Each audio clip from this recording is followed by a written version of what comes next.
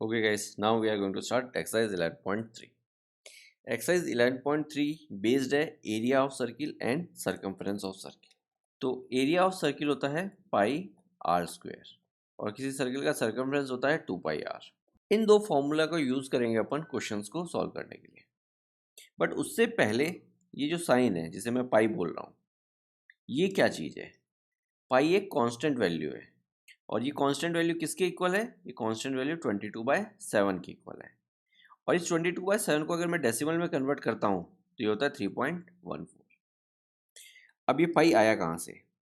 देखिए, अगर मैं कोई भी सर्किल लेता हूँ, उस सर्किल का अगर मैं सर्कमफ्रेंस मेजर करता हूँ और उस सर्कमफ्रेंस को मैं उसके डायमीटर से डिवाइड कर देता हूँ, तो हमेशा मुझे एक कांस्टेंट वैल्यू मिलती है. उस कांस्टेंट वैल्यू को मैं पाई बोलता हूँ. सर्किल कितना बड़ा है कितना छोटा है उससे फ़र्क नहीं पड़ता. किसी भी सर्किल के सर्कमफ्रेंस को अगर मेजर करके मैं उसी सर्किल के डायमीटर से उसे डिवाइड करता हूँ तो हमेशा एक कांस्टेंट वैल्यू मिलती है जो कि पाई होती है. और पाई किसके इक्वल होता है? 22/7 या फिर 3.14. तो ये था थोड़ा सा ब्रीफ इंट्रोडक्शन इस वाली एक्सरसाइज के लिए. सर्कमफ्रेंस का फॉर्मूला होता है 2 पाई आर और एरिया का फॉर्मूला होता है पाई आर स्क्वायर. ओके, तो अब पिक करते हैं एग्जांपल नंबर 12. देखिए, what is circumference of circle of diameter this और टेक पाई इक्वल टू 3.14. यानी पाई की जो वैल्यू अपने को लेनी है 22/7 भी ले सकते हैं और 3.14 भी ले सकते हैं. बट क्वेश्चन में मेंशन किया है कि 3.14 आप लीजिए. तो देखिए, सर्कमफ्रेंस निकालना है तो सर्कमफ्रेंस होता है 2 पाई आर. अब 2 पाई आर की जगह कई बार अपन पाई डी भी यूज़ कर सकते हैं. पाई डी कैसे आया? देखिए, इस वाले को मैं पाई इंटू 2 इंटू आर ऐसे भी लिख सकता हूँ. आगे पीछे मल्टीप्लाई है तो आगे पीछे शिफ्ट किया जा सकता है. तो 2r यानी रेडियस का डबल होता है d यानी डायमीटर. तो ये हो गया d, तो ये हो गया पाई d. और इस वाले से भी आप देख सकते हैं ये d अगर उधर जाएगा तो सर्कमफ्रेंस क्या हो जाएगा? पाई d. तो 2 पाई r यूज़ कीजिए या पाई d यूज़ कीजिए सर्कमफ्रेंस के लिए. ठीक है, तो दोनों में से कुछ भी यूज़ कर सकते हैं. तो यहाँ पे d यूज़ किया हुआ है. तो देखिए, पाई इंटू डी, पाई की जस्ट वैल्यू रखी 3.14 और डी है मेरा 10. तो अब इसको मल्टीप्लाई किया तो डेसिमल एक पोजीशन शिफ्ट हो गया राइट हैंड साइड, तो ये हो गया 31.4 सेंटीमीटर. तो सर्कमफ्रेंस आ गया 31.4 सेंटीमीटर. अब देखिए next, what is circumference of circular disc of radius 14 centimetre. तो इस बार रेडियस दिया हुआ है, तो रेडियस दिया हुआ है तो अपन 2 पाई आर यूज़ कर सकते हैं. 2 पाई आर बोलिए या पाई डी बोलिए, एक ही बात है. तो देखिए, 2 की जगह तो 2, पाई की जगह मैंने क्या रखा 22/7. देखिए क्वेश्चन में मेंशन है ये चीज़. और रेडियस की जगह रख दिया 14. अब इसको सॉल्व कीजिए, 7 और 14 कट जाएगा, इधर आएगा 2. इनको सबको मल्टीप्लाई कीजिए, आपको मिलेगा 88. तो सर्कमफ्रेंस हो गया 88 सेंटीमीटर. अब एग्जांपल नंबर 14 देखिए, अगेन सर्कमफ्रेंस निकालना है. कैसे? देखिए, radius of circular pipe is 10 centimetre, radius दिया हुआ है. What is the length of the tape is required to wrap once around the pipe. तो एक सर्कुलर पाइप है, उसकी चारों तरफ टेप लगानी है. एक बार चारों तरफ टेप लगानी है यानी उसके सर्कमफ्रेंस पे तो लगेगी टेप. तो इनडायरेक्टली अपन से सर्कमफ्रेंस पूछा है, तो सर्कमफ्रेंस रेडियस गिवन है इसलिए 2 पाई आर वाला फॉर्मूला यूज़ करेंगे. अगर डायमीटर गिवन होता तो पाई डी वाला यूज़ कर सकते थे. तो देखिए, यहाँ पे क्वेश्चन में मेंशन है कि पाई की कौन सी वैल्यू आपको यूज़ करनी है. तो 2 की जगह तो 2, पाई की जगह 3.14 और इंटू 10. अब इन सब का प्रोडक्ट करेंगे तो आपको मिलेगा 62.8. तो ये हो गया मेरा सर्कमफ्रेंस, यानी इतनी लेंथ की टेप मेरे को रिक्वायर्ड रहेगी उस पाइप को एक बार कवर करने के लिए. अब 15 देखिए, find the perimeter of the given shape. इस शेप का मुझे पेरीमीटर निकालना है. तो देखिए, पेरीमीटर का कंसेप्ट क्या है? पेरीमीटर होता है किसी भी शेप की आउटर बाउंड्री की लेंथ को अपन पेरीमीटर बोलते हैं. देखिए यहाँ पे पेरीमीटर क्या होगा, देखिए यहाँ से लेके यहाँ से इस तरह से लेके ये जो आउटर बाउंड्री है इसकी जो लेंथ होगी उसे मैं पेरीमीटर बोलता हूँ. तो इस आउटर बाउंड्री की मुझे लेंथ निकालनी है. तो आप ध्यान से देखेंगे, एक सेमी सर्किल यहाँ पे है, एक सेमी सर्किल यहाँ पे है, एक सेमी सर्किल यहाँ पे है और एक सेमी सर्किल यहाँ पे है. यानी 4 सेमी सर्किल से मिलके ये फिगर बना है. और हर एक सेमी सर्किल का डायमीटर 14 है. देखिए यहाँ से लेके यहाँ तक अगर ये 14 है तो ये डायमीटर है. ये यहाँ से लेके यहाँ तक अगर 14 है तो ये डायमीटर है. तो हर एक सेमी सर्किल का डायमीटर 14 है. तो अब एक चीज़ बताइए, एक सर्किल का जो सर्कमफ्रेंस होता है वो पाई डी होता है. क्लियर है? तो यहाँ पे हाफ सर्किल है, आप देख सकते हैं ये हाफ सर्किल है, ये हाफ सर्किल है, ये हाफ सर्किल है, ये हाफ सर्किल है. ऐसे 4 हाफ सर्किल्स है मेरे पास. तो हर एक हाफ सर्किल का मैं सर्कमफ्रेंस निकाल दूँ और उनको ऐड कर दो तो मेरा काम हो जाएगा।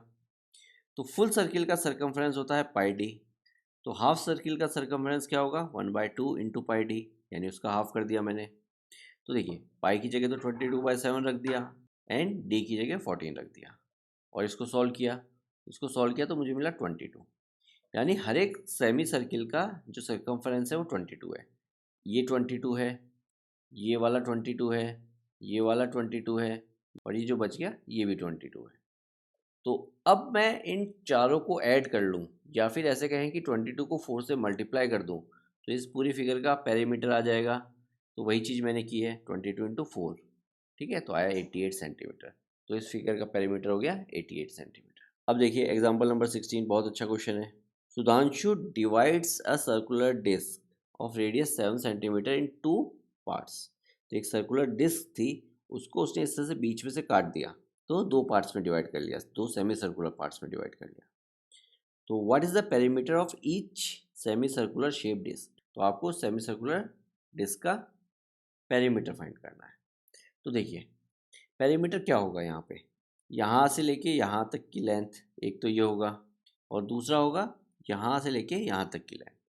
इन दोनों लेंथ को अगर मैं ऐड कर दूंगा तो पेरीमीटर बनेगा। क्यों? क्योंकि पेरीमीटर क्या होता है, आउटर बाउंड्री की लेंथ। तो आउटर बाउंड्री में एक तो देखिए ये कर्व वाला पार्ट आ रहा है, ठीक है, और एक ये नीचे जो स्ट्रेट वाला पार्ट है ये आ रहा है।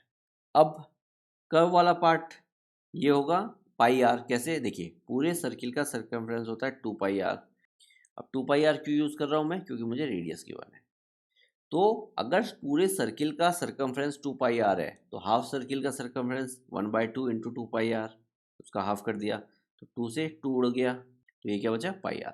यानी एक सेमी सर्किल में जो कर्व पार्ट की लेंथ है वो है πr, ठीक है। यानी πr से मुझे क्या मिलेगा, यहाँ से लेके यहाँ तक की लेंथ मिलेगी।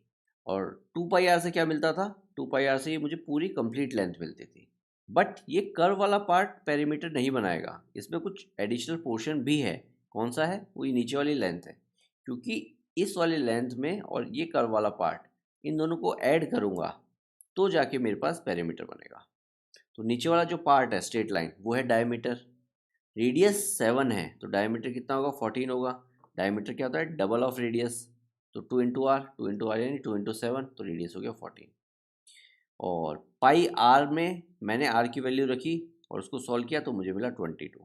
यानी कर्व वाला पार्ट तो मेरा कितना है, 22 है, ठीक है, ये कर्व वाला पार्ट हो गया। नीचे डायमीटर 14 है, तो इन दोनों को अगर ऐड करता हूँ तो पेरीमीटर बनेगा, तो ये हो गया 36 सेंटीमीटर। अब ऊपर वाले क्वेश्चन में अपन ने ये डायमीटर वाला पोर्शन ऐड क्यों नहीं किया था? देखिए ये जो डायमीटर्स हैं ये फिगर के अंदर हैं।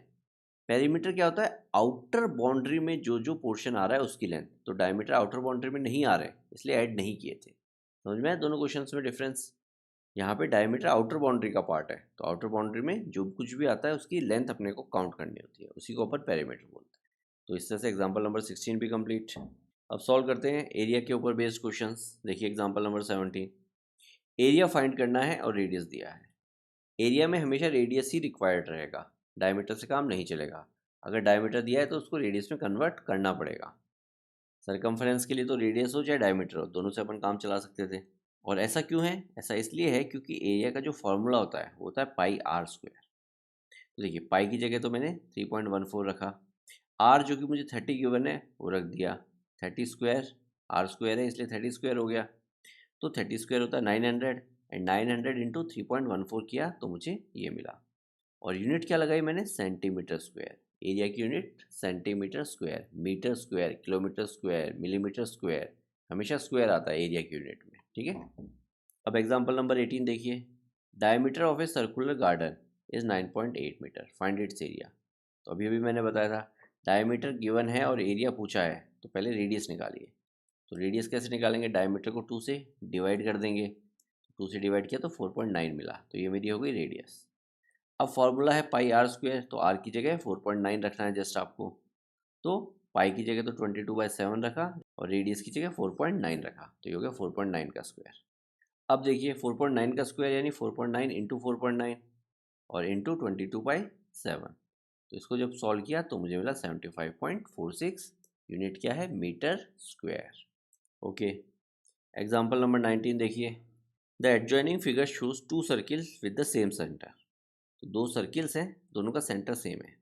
The radius of the largest circle is 10 centimetre. तो ये जो लार्जेस्ट सर्किल है यानी यहाँ से यहाँ तक, इसका रेडियस 10 सेंटीमीटर है। आगे बोल रहा है and the radius of smaller is 4 centimetre.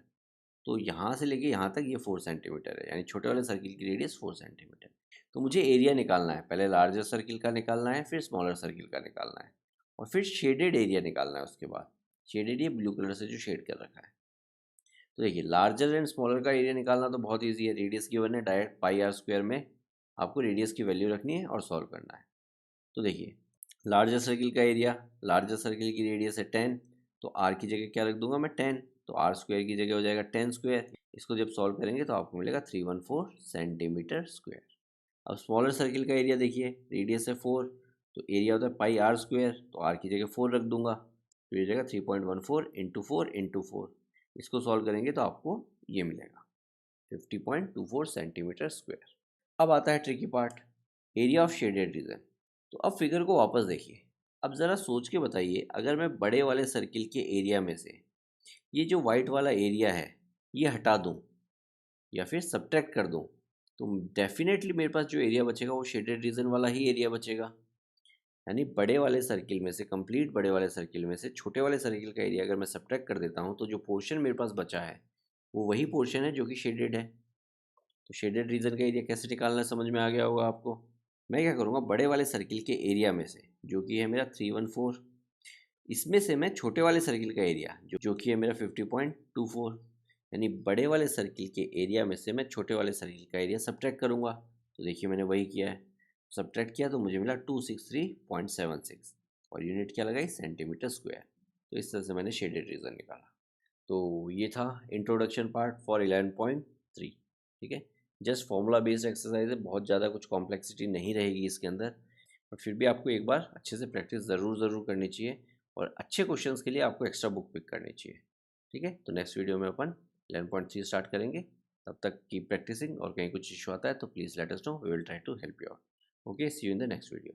Your mentoring. Make a difference. Hereby students can contact us for group and individual mentoring session. Our location is mentioned in video description. Others can contact us for online classes, online doubt clearing sessions, and for other online videos which are not publicly available on YouTube. Thank you.